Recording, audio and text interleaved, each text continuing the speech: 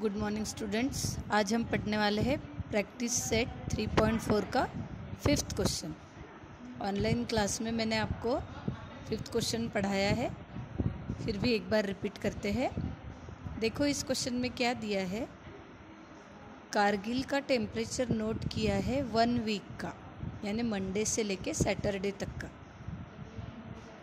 फिर उन्होंने कुछ कंडीशंस दिए हैं कि अगर मंडे और सैटरडे के टेम्परेचर की आप सम करते हो, एडिशन करते हो, तो वो सम ट्यूसडे और सैटरडे के सम से 5 डिग्री सेल्सियस से ज़्यादा रहेगी।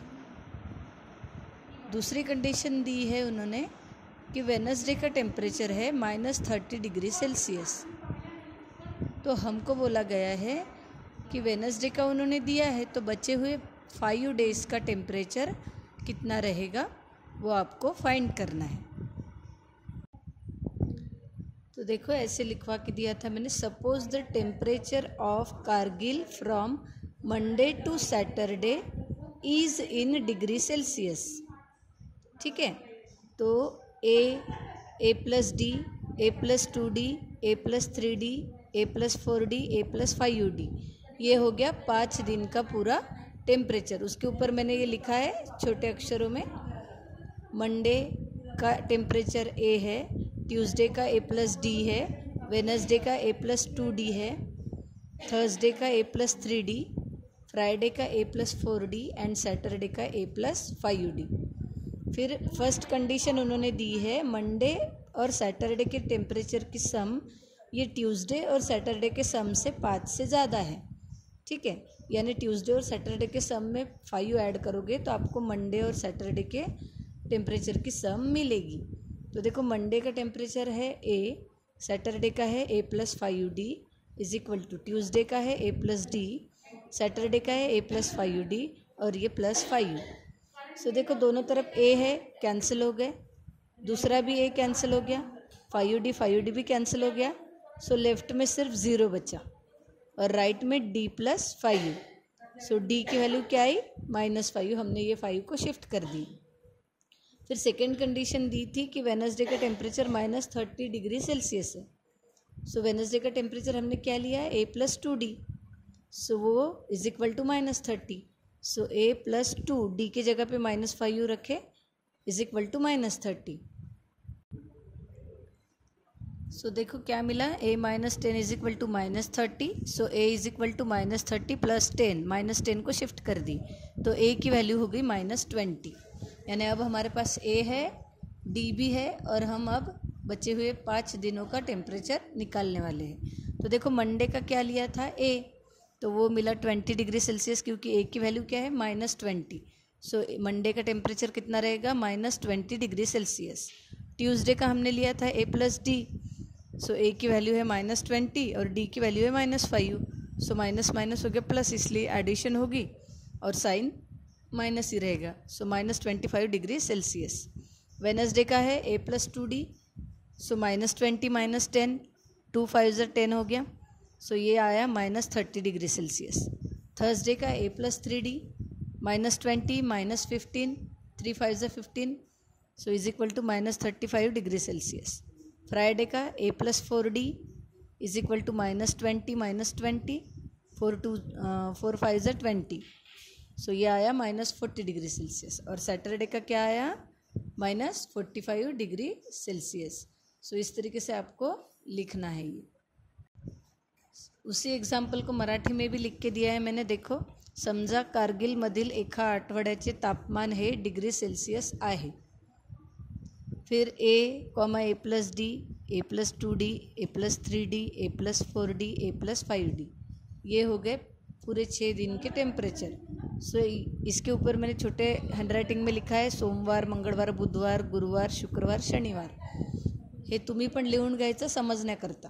फिर पहली कंडीशन क्या थी, सो पहिल्या अटीनुसार इन दोनों के ॲडिशन सोमवार प्लस शनिवार इज इक्वल टू मंगळवार प्लस शनिवार प्लस 5, म्हणजे मंगळवार आणि शनिवारच्या टेम्परेचरमध्ये 5 जर ऐड केले तर सोमवार आणि शनिवारचे सम मिळेल। फिर जैसे हमने इंग्लिश मीडियम में लिखा था, वैल्यू सब्सटीट्यूट किए, डी की वैल्यू निकाले। दूसऱ्या अटीनुसार बुधवार इज इक्वल टू ये सब इंग्लिश मीडियम में जैसा लिखा है सेम वैसा ही, सिर्फ मैंने मराठी के भी वर्ड लिख के दिए हैं, तो आप वो लिखेंगे। सो हमको ए की व्हॅल्यू मिल गई -20। फिर लास्ट आन्सर ऐसे लिखेंगे, एका आठवड्यातील प्रत्येक दिवसाचे तापमान। सोमवार बरोबर ए बरोबर -20, मंगळवार A+D बरोबर -25 डिग्री सेल्सियस, बुधवार A+2D बरोबर -30 डिग्री सेल्सियस, गुरुवार A+3D बरोबर -35 डिग्री सेल्सियस, शुक्रवार A+4D बरोबर -40 डिग्री सेल्सियस, शनिवार A+5D = -45 डिग्री सेल्सियस।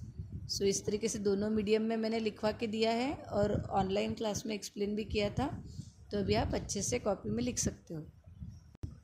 अब हम देखेंगे क्वेश्चन नंबर 6। क्वेश्चन नंबर 6 में क्या दिया है, on the world environment day tree plantation programme was arranged on a land which is triangular in shape.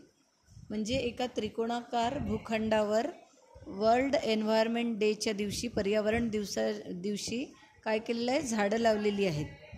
तो वो किस तरीके से लगाए हैं वो बताया है। देखो, trees are planted such that, कुछ इस तरीके से प्लांट किए हैं वो कि फर्स्ट रो में यानी पहिल्या ओळीत किती आहे, 1 झाड आहे, दुसऱ्या ओळीत 2 झाड लावले, तिसऱ्या ओळीत 3 झाड लावले आणि अशा तऱ्हेने त्यांनी तिथे त्या ट्रायंग्युलर शेप ग्राउंडवर झाडे लावलेली आहेत। तुम्हाला सांगायचं आहे की total number of trees in the 25 रोज, तर 25व्या ओळीमध्ये त्यांनी किती झाडे लावली असतील टोटल सांगायची आहे। 25व्या ओळीमध्ये जर म्हटलं असेल तर तुम्ही 25च म्हणाल, पण 25व्या ओळीपर्यंत टोटल किती झालेली आहे झाडांची ते आपल्याला सांगायचं आहे। तो हम यहाँ पे क्या करेंगे, सम निकालेंगे। तो देखते हैं इसका एक्सप्लेनेशन। ऐसे लिखोगे, झाडांची प्रत्येक रांगेतील मांडणी ही 1, 2, 3, 4 अँड सो ऑन याप्रमाणे आहे। पहिल्या रांगेत 1 आहे, दुसऱ्या रांगेत 2, मग 3, मग 4 अशा प्रकारे त्याची मांडणी केलेली आहे। त्याच्यामुळे काय झालं, ही जी क्रमिका आहे ती काय झाली, अंकगणिती श्रेणी। मग अंकगणिती श्रेणी आहे तर पहिलं पद ए म्हणजे 1 आणि डी काढलेला आहे आपण 2 - 1, 3 - 2, 4 - 3, व्हॅल्यू काय मिळाली 1। मग आपल्याला म्हटलेलं आहे की 25व्या रांगेपर्यंत एकूण किती झाडे होतील, म्हणजे एकूण झाडे काढायची आहे म्हणून क्वेश्चन मार्क दिलेला आहे। एकूण झाडे 25व्या रांगेपर्यंतची सम पाहिजे आहे म्हणून S25 काढायचं आहे। हे लिहायचं की 25 रांगेतील एकूण झाडे, 25 रांगेतील म्हणजे 25व्या रांगेपर्यंत एकूण किती झाड झाले। फिर SN का फॉर्मूला लिखे हमने, SN = n/2 2 से प्लस n - 1 × d। n की जगह पे 25, a की जगह पे देखो 1 है, d की जगह पर भी 1, सब्स्टिट्यूट कर दिए, कैलकुलेट करोगे तो हमको मिलेगा 325। म्हणून 25 ओळीतील एकूण झाडे बरोबर 325। इंग्लिश मीडियम वाले बच्चे भी ऐसा लिखेंगे, the trees are planted as 1, 2, 3, 4 and so on, therefore 1, 2, 3 are in AP। फिर ए की वैल्यू, डी की value. So we have to find total trees in 25 rows. बाकी सब तो सेम है, सिर्फ कहीं कहीं पे इंग्लिश के वर्ड है, तो मैंने उसके लिए दोनों भी लिखवा के दिए हैं, आप देख के लिख सकते हैं। सो ये आपको कॉपी में लिख लेना है। यहाँ पे हमारा ये चैप्टर पूरा कंप्लीट होता है।